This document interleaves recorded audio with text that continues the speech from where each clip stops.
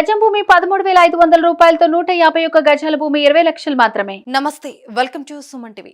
Ration కార్డుల విషయంలో తెలంగాణ ప్రభుత్వం ప్రజలకు గుడ్ న్యూస్ చెప్పింది. డిసెంబర్ 28వ తేదీ నుంచి కొత్త రేషన్ కార్డులకు దరఖాస్తు చేసుకోవాలని సూచించింది.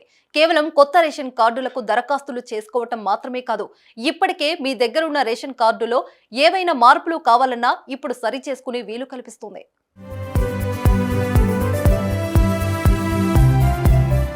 కొత్త రేషన్ కార్డులకు దరఖాస్తు చేసుకోవాల్సిన వారు కొన్ని పద్ధతులను పాటించాల్సిందే.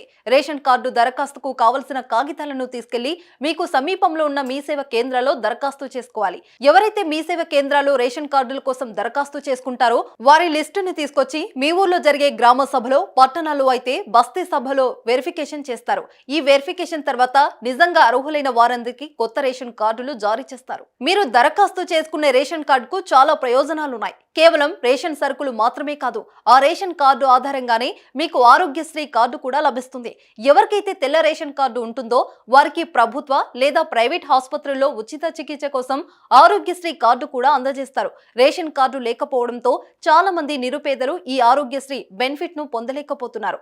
అలాంటి వారంతా ఇప్పుడు కొత్త రేషన్ కార్డులకు దరఖాస్తు చేసుకోవాలని ప్రభుత్వం సూచిస్తుంది.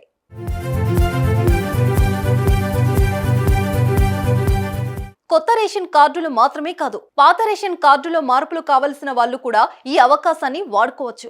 కొత్తగా పెళ్లై మహిళలు పుట్టింట్లో ఉన్న తమ పేరును మెట్టినింటి వారు ఇంటికి మార్చుకునే అవకాశం ఉంది.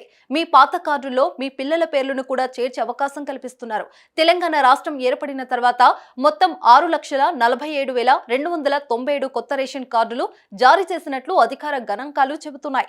ఇక తెలంగాణలో ఇప్పటి వరకు మొత్తం 2.82 కోట్ల మందికి పైగా రేషన్ లబ్ధిదారులు ఉన్నారు.